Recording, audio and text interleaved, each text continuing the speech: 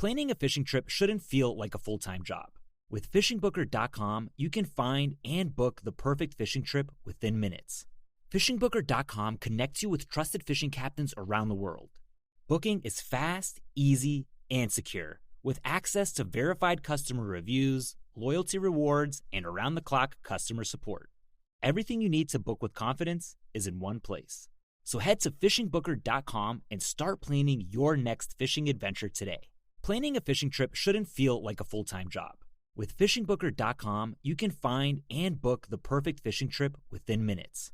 Fishingbooker.com connects you with trusted fishing captains around the world. Booking is fast, easy, and secure, with access to verified customer reviews, loyalty rewards, and around-the-clock customer support. Everything you need to book with confidence is in one place. So head to fishingbooker.com and start planning your next fishing adventure today.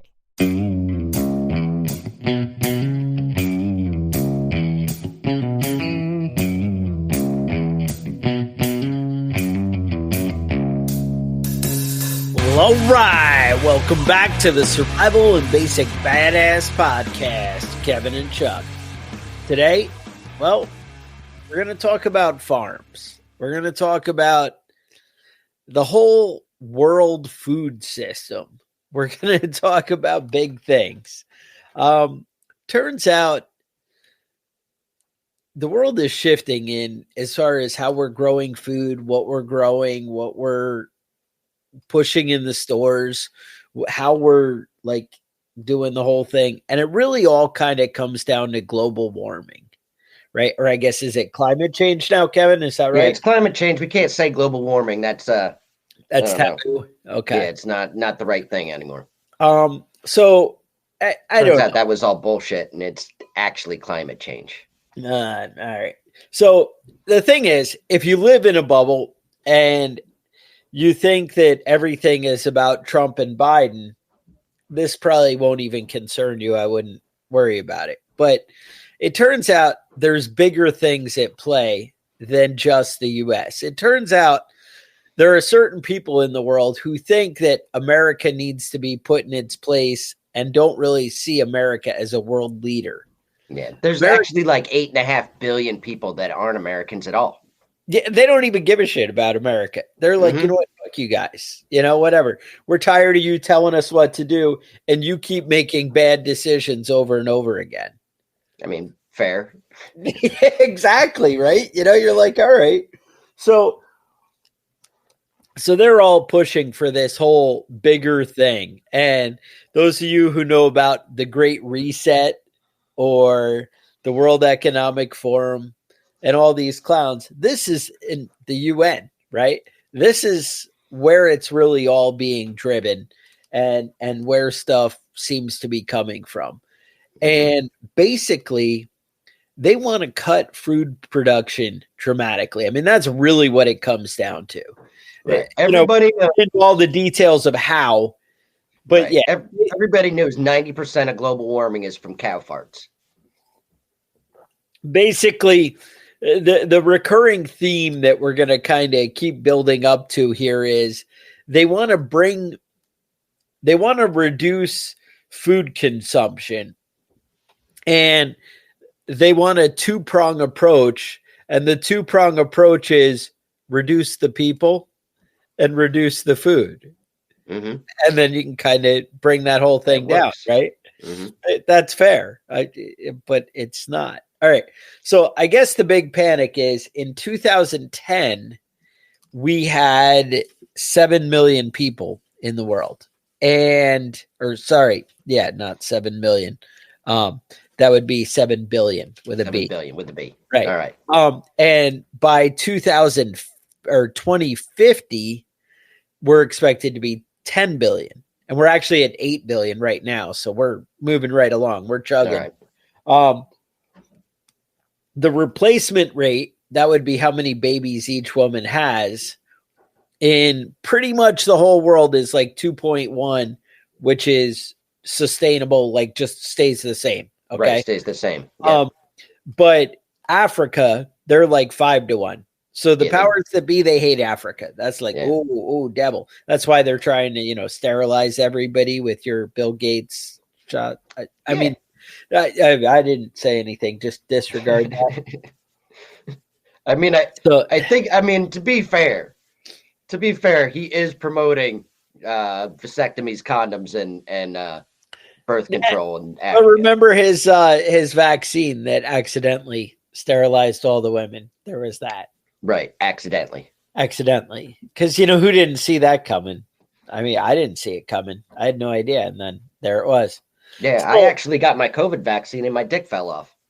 See, you were. I thought you didn't talk about that at parties and stuff, or like a private time. Yeah, keep that between you and me and the small everybody that's listening here, right? Mm-hmm. All right. So anyway, basically, there's a lot of charts and graphs, but I'm going to be able to talk you through it. I think it's going to be good. The thing is, they want to reduce total greenhouse gas emissions by 30%.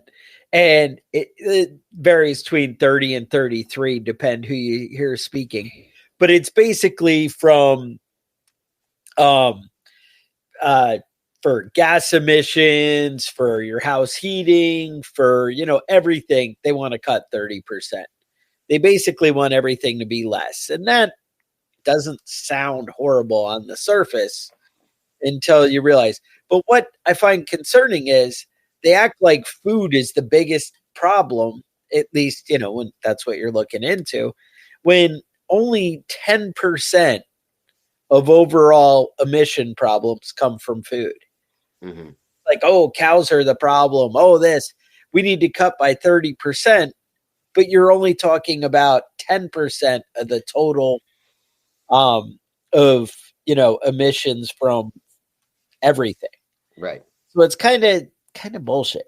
Like it doesn't have to be there. I feel like we could do better other ways. Mm-hmm. Now, obviously, we could get into my distaste for, we'll switch to solar, but we only have batteries that are toxic and poison for the planet. And, we got to kill the little African babies who mine it or whatever. And, I don't know why we have to use 4-year-olds to mine the stuff for the batteries. Small, nimble fingers. Is that what it is? Yeah, I don't know. I mean, it is fucked up if you look into some of the cobalt mining in Africa. Like, it's hard. They're really fucking these people up. And the trick though, because it's big nerve damage is the thing. It's really toxic. Mm-hmm. Yeah, and I mean the thing is, if you keep lithium, people like right on the edge of starvation, if you keep people extremely poor, then they have no choice. You know what I mean? That's the only option to survive another day or two, another day or two, whatever. So the big thing, like, they seem to hate grass-fed animals, and it's something about the fermentation of the grass that's causing all these emissions. That's where you get the cow burping. Mm-hmm. That's the big problem. There's a lot going on. So basically, they call it ruminant meat, which is anything that grazes on grass, basically. Mm-hmm. So anything beef, that chooses cut or rabbits. So the goal is to limit ruminant meat consumption to 52 calories per person per day. Now, I don't know if you realize what 52 calories are, but that ain't much. Basically, a couple of Cheez-Its. Their explanation is about 1.5 cheeseburgers a week. Okay. I don't know if they've been to my house. I mean, I could eat just 1.5 cheeseburgers as long as I'm having steak the other night. Right. I'm having, but that's not really their plan. But I do have a solution, it turns out. Okay. Now, because they want to shrink the population and they want to up the food supply, but with less animals and farming. Mm-hmm. There was a thought back in the 70s as something they could do. Right. Kevin, you want to enlighten us? Soylent Green, man. Soylent Green. Now, if you haven't seen this movie, you really need to go back and watch this. It's a classic. Spoiler alert, Soylent Green is people. But at the end, Charlton Heston has a brilliant scene where he's riding away on some sort of a truck screaming, "It's people!" Like classic acting, classic 70s acting, like way over the top. It's great. Fantastic movie.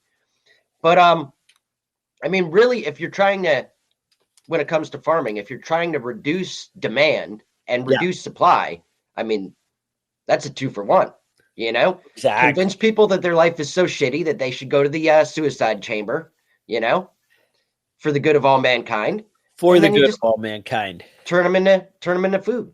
Now that's the thing. Like the American school system. Recycle, reuse. Yes. See, maybe that's where those slogans really came from. Mm-hmm. I see it. So that's one of the things. The American school system is really pushed where kids are like, oh my God, it's not good for the planet. I'm not going to make babies. Like a lot of kids are actually against it. And then I would say we could even go one further. And I don't know that this was a conspiracy. It was maybe a weird side effect.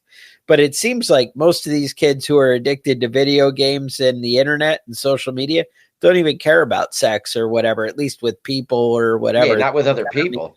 Like most girls now are going to like 25 without even, seeing a boy or whatever. They're like, I don't even want that. It just sounds gross. I just don't want anything. Yeah, I mean, boys are kind of gross. So, I mean, it's fair, but fair. Yeah. That's something you could, look into. I don't know. But it does turn out when, again, you look at these graphs and charts that come from, everywhere, but it turns out we're good with most animals. Like we can eat pork, we can eat eggs, we can eat fish, we can eat poultry, even dairy. It's when you get into sheep and goat meat and then beef that we totally kill the whole planet and everything dies and whatever. Mm-hmm. But it turns out, I feel like that's almost a straight attack on America. Because who really loves beef more than America loves beef? Right. It's actually kind of funny. When you go overseas, you might notice it a little bit, but it's rare in the world that people will eat meat for 3 meals a day. You know what I mean? It's not uncommon to have bacon and sausage for breakfast, a ham sandwich, and then steak for dinner in the United States. That's not a crazy thing. Yeah. Yeah. But in a lot of places, that's not normal. Yeah, no, it definitely is a disturbing trend. So I do have, you guys remember your hero, John Kerry, one of the most brilliant speakers of our time. His enthusiasm, his energy, his charisma. Charisma. That's exactly where I would go when I think of John Kerry. Well, John Kerry had some insight. He was speaking to the UN about this, and he was like, look, we need to cut everything by 30 years. And I got to say, this is just going to bring a whole tirade of emotions from me after you hear it. So it is about a minute, so it's tough because it is John Kerry, the most enthusiastic man in America. But, hold on, see what you think. Agriculture contributes about 33% of all the emissions of the world, depending a little bit on how you count it, but it's anywhere from 26 to 33. And we can't get to net zero.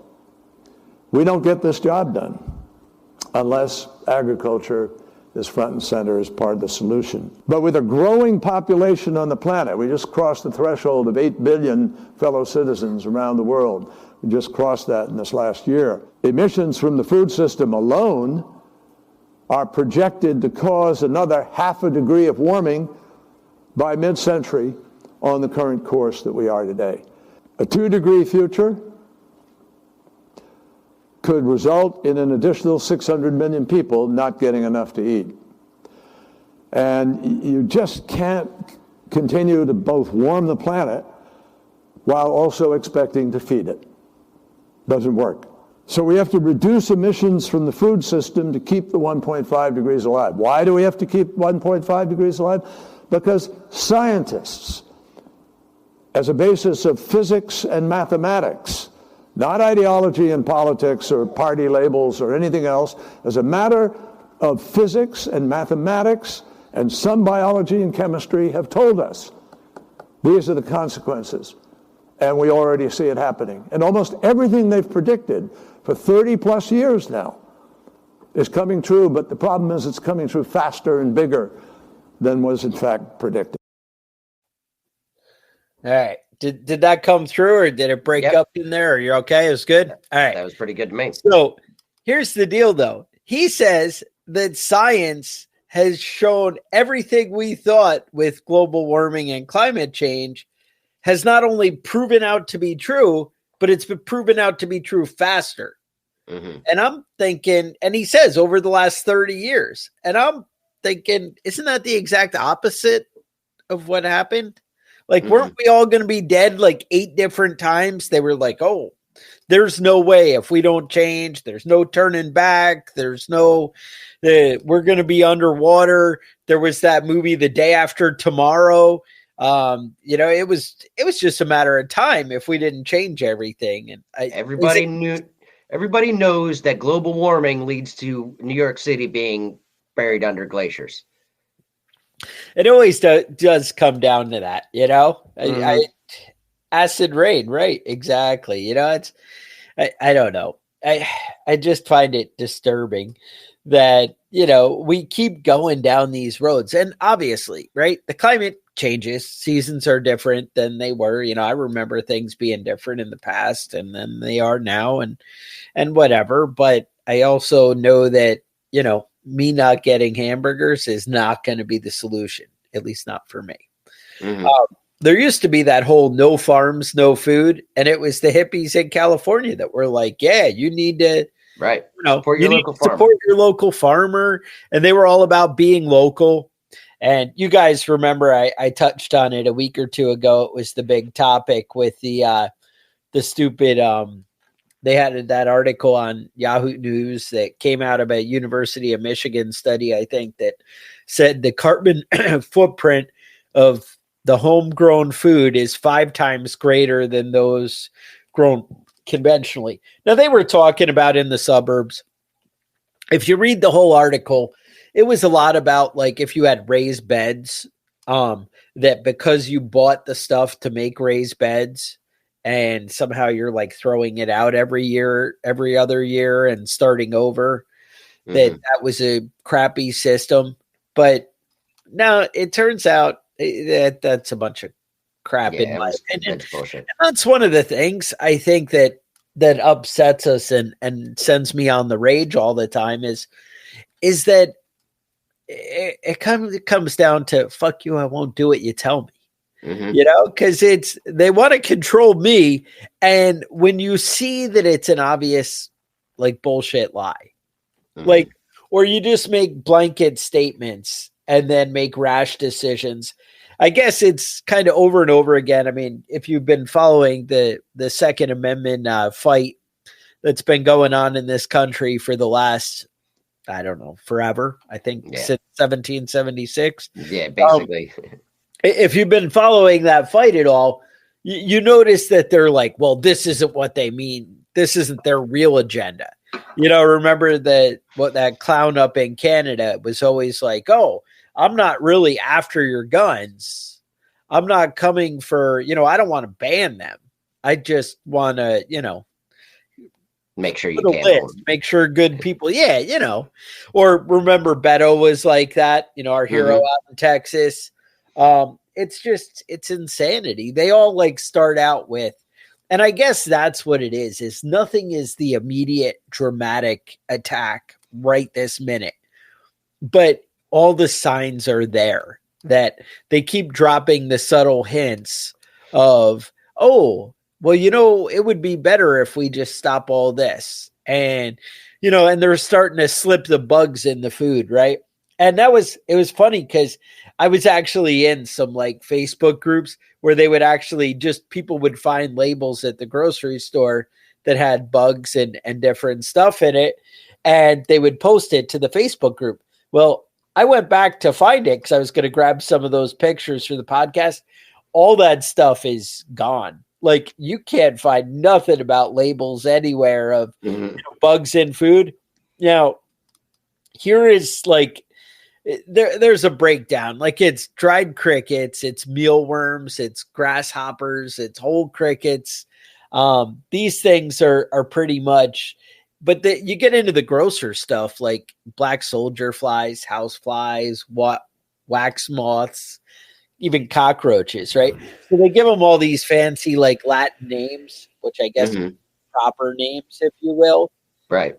And then, and they slip them in the ingredient labels and you're like, oh yeah, that's good. Now, I don't think it's all super prevalent. Although I did look when I started researching it, you can buy like cricket flour. So like really? You're gluten intolerant, don't even worry about it. You can get flour made out of crickets and you'd be good to go. Now, why are you gluten intolerant is maybe my question. And I would then go back to some other bad choices that our country keeps making, but I'm going to save that for another episode. Kevin, I talk to me about this. Like, where are we at here? Like, right. Well, I feel like America's going down a dangerous road. Yeah. Well, I mean, honestly, let's talk about France. Okay. We all have seen the protests going on in France, and I don't think anybody's really aware of what's going on.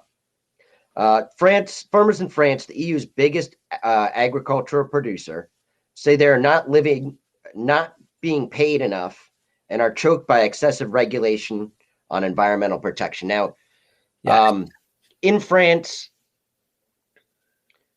everybody knows that being a farmer is not, you don't get rich being a farmer. It's not a high paying job. Most farms are right on the edge most of the time, and, you just pile up the regulations. And then to make up for the regulations, you have to subsidize that, right? But that shit doesn't really balance out, you know? It ends up fucking people over. And subsidies come with control. And right. Exactly. If you want the subsidy, you have to do certain things according to us, And if you drive a local farmer out, then you can buy that piece of land and you can regulate how much food is being produced by doing that. By shutting farms down and taking them over, you can either make it a farm or make it nothing, and you can control how much food is being produced. It really is a system of control. A lot of people think that this is like a battle between global warming and the health of our planet versus, balance and shit like that. I don't think so. I think it's about control. It's about controlling the population. It's about controlling, if you can control water and food, you can control people, 100%. Germany, same thing is going on in Germany with the farms there. They're upset about, they don't want subsidies and they don't want regulation. They just want to be able to run their farms, the way they want. And, it's the same sort of thing. And France has always been great at protesting. You know what I mean? The United States, we had a protest and we kicked the British out. We had a revolution. And in France, they had a revolution and they cut everybody's heads off. You know what I mean? We have a protest and we're standing around with signs and chanting slogans. In France, they're dumping dump trucks full of manure on people's, front steps. I really appreciate the way they go about their I think some of those were like, you watch some of those videos, it's like they emptied their septic tank and just brought it in. I don't even think it had anything to do with I don't know that there was cow manure in there. It all looked like human shit. We're seeing toilet paper floating up and who knows what, Uh-huh. But that's the thing. I 100% agree with you, is it all comes down to control. And the big thing is, we've been preaching since the beginning of time, as loud as I can say it and jumping up and down on the tables, is that the more you can provide for your family, the less control they have over you. And 100%, this is where this is heading, is control. If they can decide how much food you get and how much, a lot of people are like, oh, well, I'm just never going to turn in my gas truck and I know how to keep it running. Well, right, but they're just going to tax the shit out of gas. Mm-hmm. It's going to be where it's $20 a gallon, and you're going to be like, "Well, I have my truck," and they're going to be like, "Yeah, good luck but you with can't that. Fucking go anywhere." Yeah, and that's how it comes down. Now, I don't know how they get the balance of like diesel for, me to run my tractor for agriculture or whatever, how that's all going to play out, where they're going to slow me down from using my tractor or whatever. Because, I mean, you'd have to tax diesel pretty high to make it have an impact on me. I mean, realistically, I could probably pay $100 a gallon for diesel and run my tractor as much as I want for the year for $500. Right. And I mean, I know that $500 sucks compared to 50, but whatever, I mean, obviously, I'm talking about over a whole year, we're talking about $2 a day, not, life-changing, crippling. But that's kind of how it comes down is they're going to find ways to screw us. And I don't know, but it is all about individual rights and all about the more you can take care of your family. And that's why, like we did finally get there. You guys have heard me preach about rabbits for forever. Now I finally have the rabbit system going. Now I've actually butchered rabbits and eaten them, and they were excellent. I got to say, nothing but happy. I brought them to work. Everybody's like, yeah, best thing ever. Whatever. They're not like wild animals, but I do need to step up my game on not buying feed from Tractor Supply, it's still a thing, so now I'm actually doing like microgreens and growing, or maybe it's my wife is doing things like, yeah, let's be honest. I'm the same way. I have a great garden that my wife takes care of.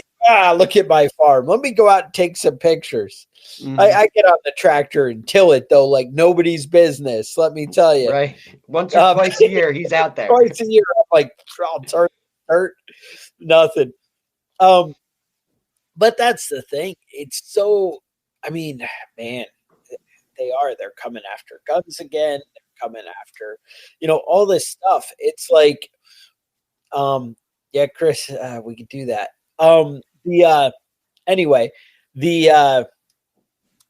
They're coming after all the individual things that, that make us self-sufficient, and having guns and bullets, that's a big thing, right?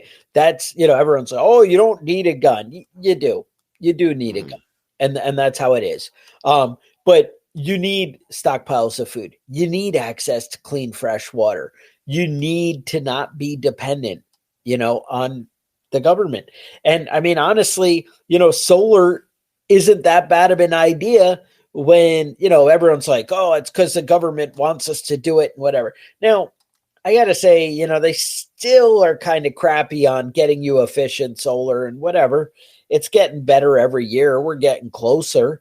It's even pretty close to where it's starting to be a good idea. But the independence it gives you from the grid, but you want to find a setup that you're going to be in control of.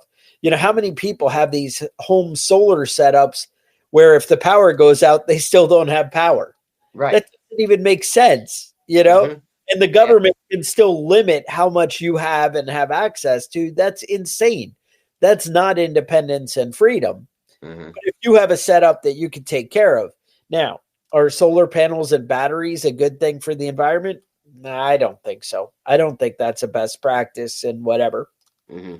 I will say I just ordered and it hasn't come yet. Somehow it's been like 3 weeks and I'm still waiting on Amazon. That Prime 2-day delivery that I get. Yeah, I pay extra for that too, and it usually shows up within a week or two. So now I'm like 3 weeks into a 12-volt solar well pump. But that's the thing is, you know what? You can shut off my power, but I'll still be able to turn on my faucet and whatever. And I finally broke down and ordered some solar panels again to run my well pump. That's what I want. I'm like, I need to be able to do this. And, you can only do so much. I can't have everything, but I can cover little things. And that's over and over again what we keep preaching is you want to find a way that you can get closer every day. I think that's really what it comes down to. I have it where I can do, I have rabbits, but I still buy feed from Tractor Supply, or I have chickens and they free range about half the time and half of their diet is feed. And you see, none of that is 100%. And it's not the way it should be. And it's not the way I want it to be. But we're all overwhelmed by the world. We're all overwhelmed paying taxes and property taxes and, everything else. We do what we can do. But the idea is to get closer and better and more independent. And you also have to plan to have enough time to hide some of your stuff. You got to make sure that they don't just come knock on your door and take it all from you. Because sometimes we just keep throwing it in a room and we're like, all right, I got this. I got that. I ordered that.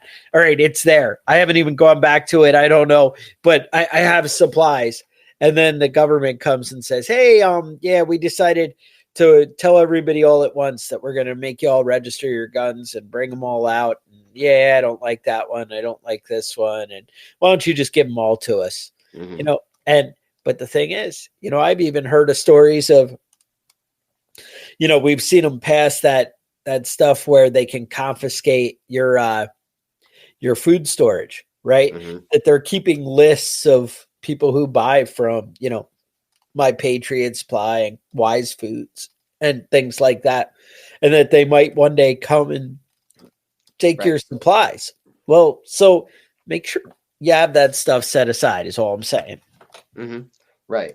I mean, there's a lot of, really the truth of the matter is you should be raising chickens. You should have a garden. It really does not take a lot of work to have some chickens. You know what I mean? Even if you got 3 chickens and you're getting 2 eggs a day, that's a big plus. You can easily ramp that up, but taking care of 3 or 4 chickens is not a big deal. You let them out in the morning, give them some food and water, and put them in. I mean, they basically go where they're, go into the hutch. It's not like you have to chase them around the yard and shit. They know nighttime comes and it's time to, to get inside. Well, I had about 5 chickens that didn't recognize that it's time to go inside. I'm going to go sleep in a tree instead thing. Right. But after the fox got about 3 of them, the other 2 were like, you know what? It was shit. I think I am going to go into the coop. And now they're coming around. So that or the fox got all 5. I'm not really sure. But I think based on the ones that I'm seeing, the wife tells me that, pretty much 2 or 3 decided to move into the hutch. And that was really a better idea.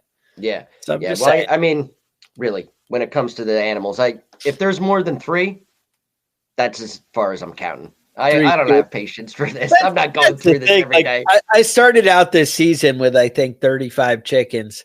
And I think last time I counted, I was about 29 or 28. Yeah. And I'm like, whatever. There's more than 20. I ain't doing all this math. Math is hard. They keep moving. It's like watching chickens. They're just running around, and you can't. How do you count them? I don't know. Yeah, I've been getting some of them snatched up by hawks, and so I had to do some work on that. Now, I don't know what actually worked, so I set up a hawk netting, and my wife read somewhere, got some sort of idea about CDs. You hang them from a tree, and they just kind of spin around and reflect everywhere. I'll be honest with you, it fucks me up sometimes. I'll turn around like something's coming at me too. Now, so, I mean, did you say those 2 things though? I haven't had any trucks, hawks since. Were you the one telling me about predator lights? What's the story there? No? Oh yeah. I don't think that shit actually works. All right, because you said something, and then the wife is like, "Oh, we got to go get predator lights," and I'm like, "Yeah." So the idea is that it's like glowing eyes, and it's supposed to scare things away.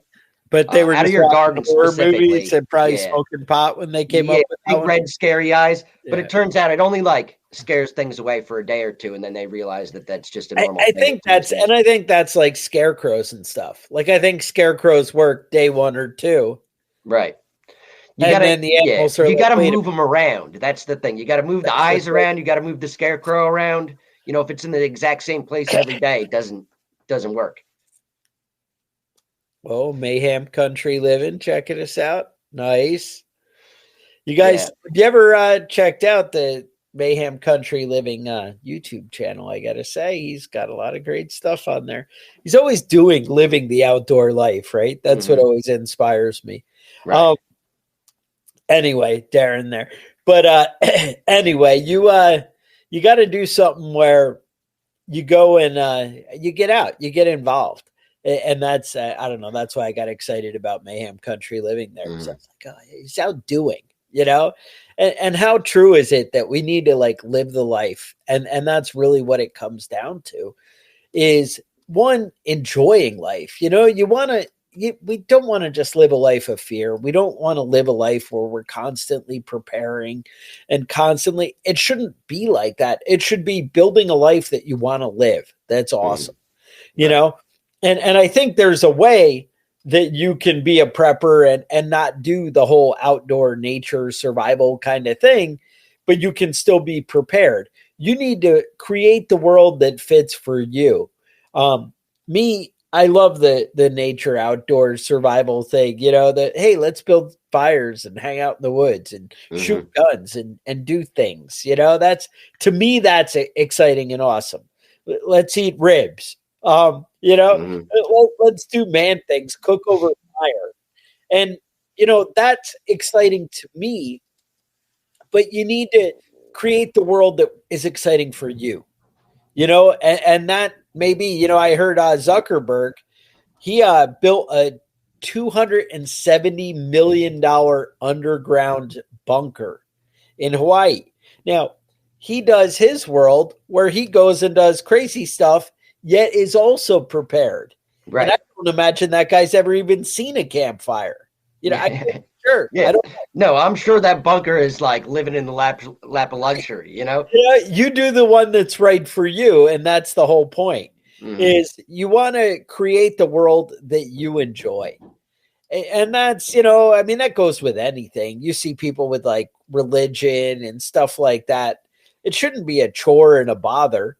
You should find things that incorporate the stuff that you love, and, if your church has the get-togethers and does the kind of things and the community and fellowship, the hanging out with each other, the business networking, they do the things that you love, then that's awesome. Then that's great. You can create the world that works for you.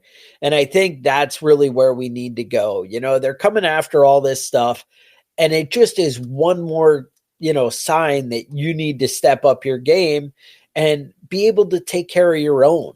You need to find a way to, create your world that is going to work for you and be sustainable. And part of being sustainable, I don't mean from the hippie sense. I mean, when the government stops selling it, how are you going to keep getting it? I'm still going to have meat unless they come and take the rabbits out of my backyard. Right. You know what it's going to be a lot harder for them to cut down on mine. It's real easy to say, oh, there's not going to be any burgers in the grocery store. Sucks to be you. That's easy for them.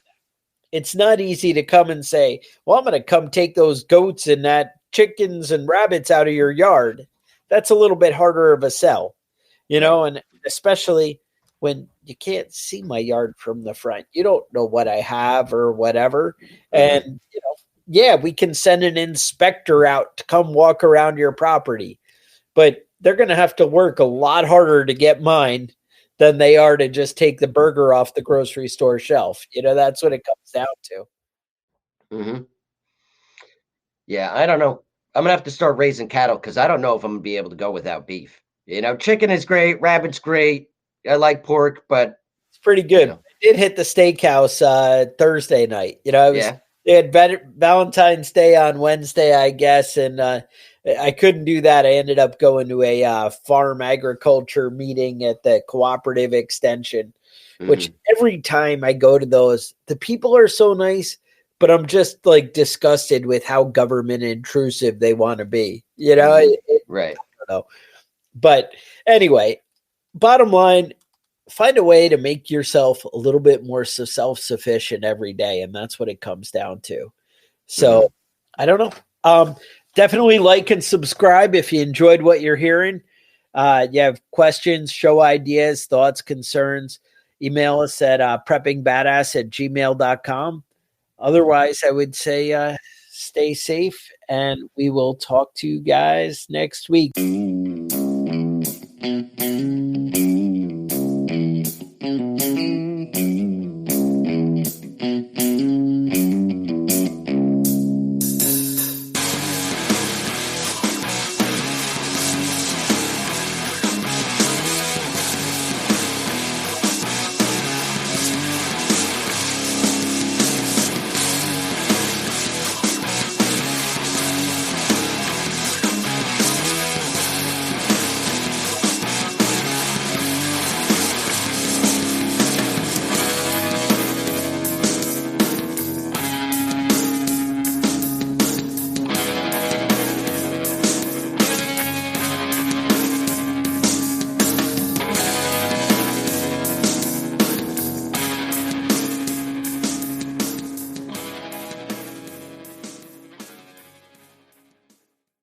Planning a fishing trip shouldn't feel like a full-time job.